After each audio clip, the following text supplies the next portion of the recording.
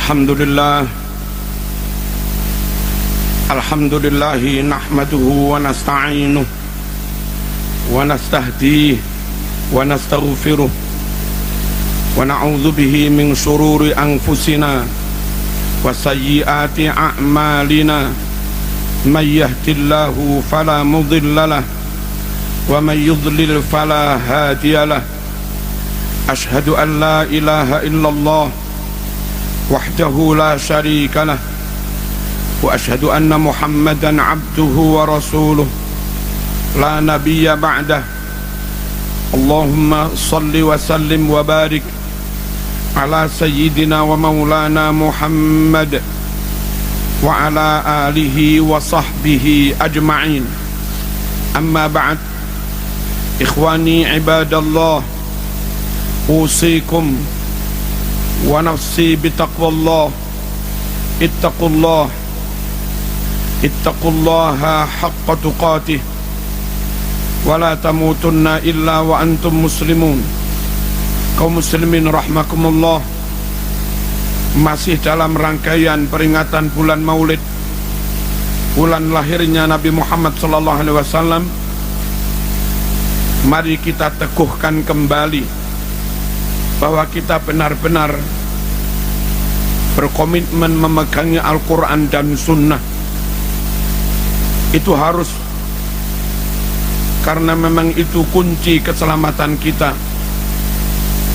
Syahadatain, syahadat tauhid, asyhadu an la ilaha illallah, syahadatul rasul, wa asyhadu anna Muhammadar Rasulullah.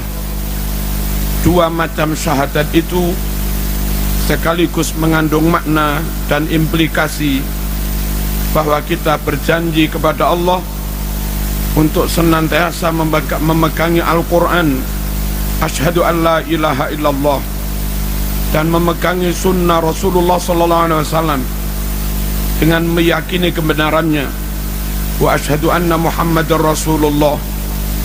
Selanjutnya Allah juga berfirman dalam Al-Quran, ya ayyuhalladzina amanu ati'ullah wa ati'ur rasul.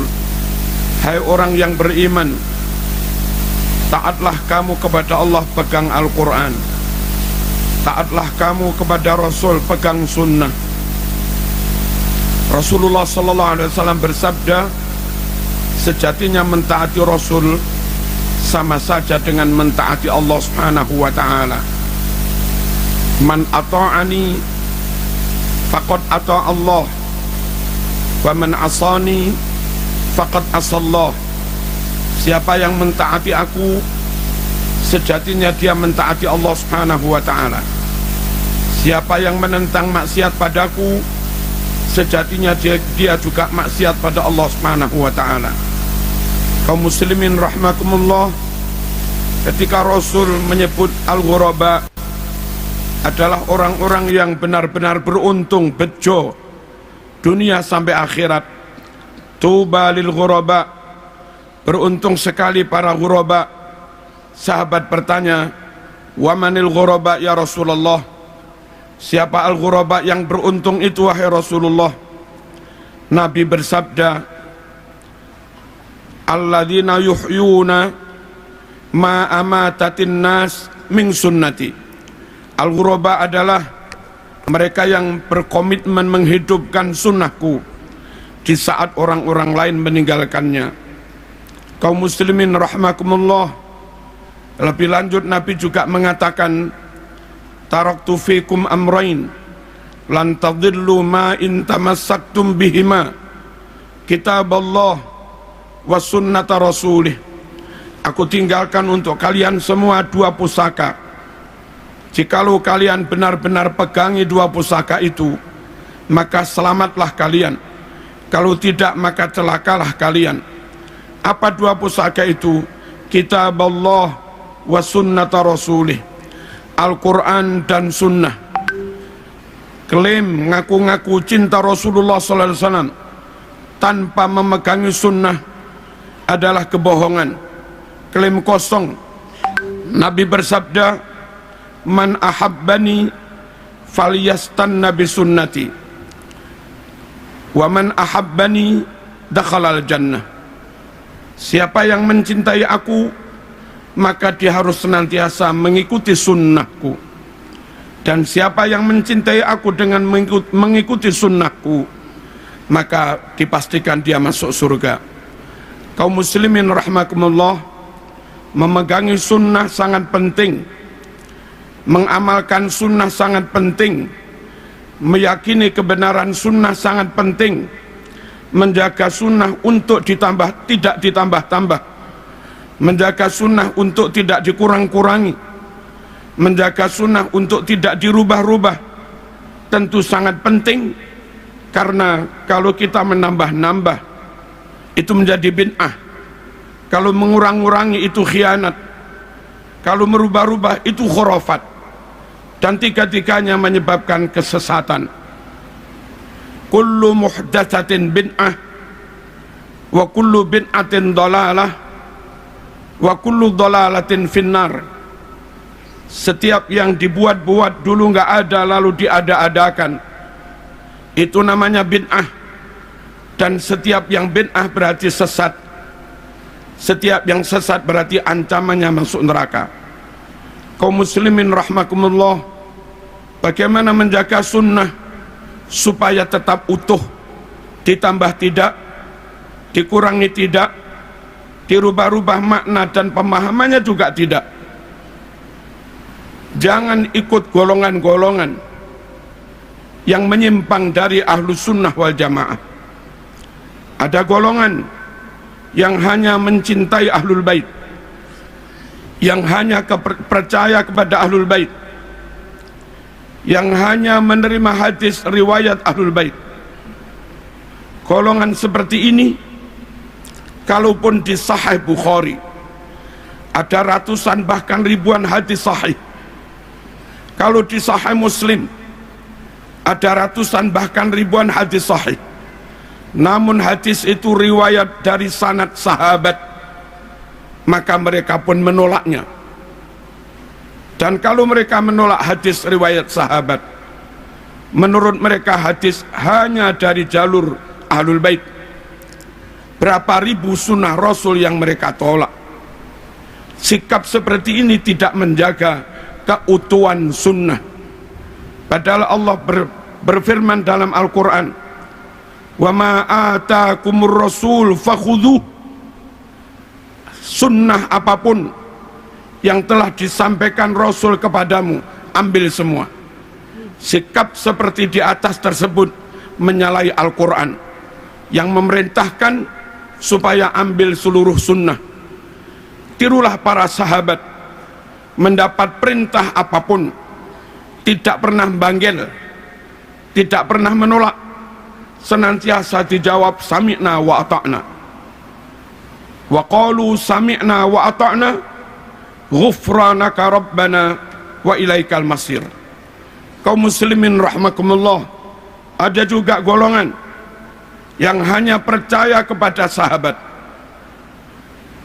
Mereka membenci ahlul bait, mereka menolak ahlul bait, mereka menolak hadis sahih sekalipun kalau itu riwayat ahlul bait. Lagi-lagi golongan seperti ini juga tidak menjaga keutuhan sunnah dengan menolak riwayat-riwayat ahlul bait. Berapa persen sunnah Rasulullah SAW yang hilang? Ada juga golongan yang punya prinsip, kalau enggak masuk akal enggak kami terima. Akhirnya hadis Bukhari, Muslim yang bercerita tentang Mi'raj Rasulullah SAW mereka tolak dengan alasan enggak masuk akal. Hadis bahwasanya dari sela-sela jari Rasulullah SAW menyumber air itu ada di Bukhari Muslim, mereka juga menolaknya, alasan enggak masuk akal.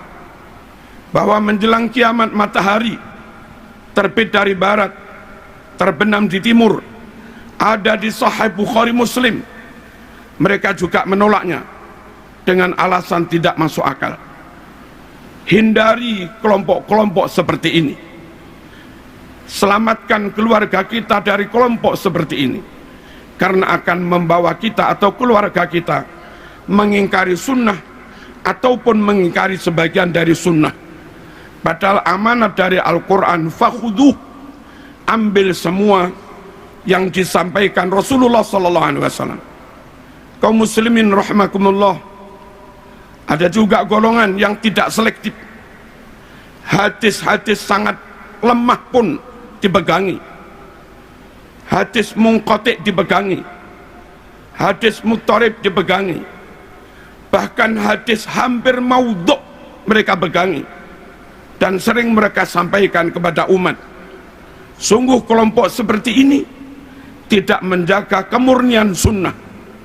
Dan kasihan umat terlanjur percaya pada mereka, kadung dilakon diamalni sebegitu rupa, ternyata bukan ajaran Rasulullah SAW, ternyata bukan perintah Rasulullah SAW.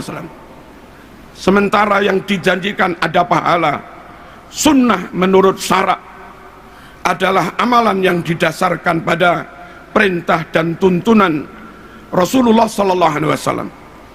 Sahih Muslim menyebutkan, man amila amalan laisa alaihi amruna fahuwa raddun. Siapa yang melakukan amalan tidak didasarkan perintah kami, nggak ada tuntunan yang sahih, maka amal itu ditolak.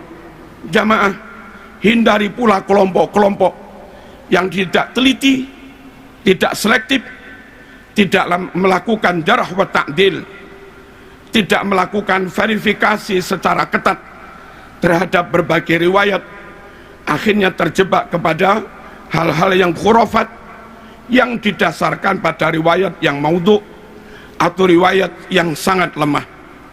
Ada beberapa contoh. Jumat terakhir di bulan Ramadan ba'da Isya, orang pada sholat 12 rakaat dengan dinamakan sholat raghaib, katanya bisa menggantikan barangkali ada sholat fardu yang ditinggalkan. Itu hadisnya maudhu', palsu. Ada juga orang yang sholat di malam nisfu Sa'ban, hadisnya amat sangat lemah, sholat-sholat sunat.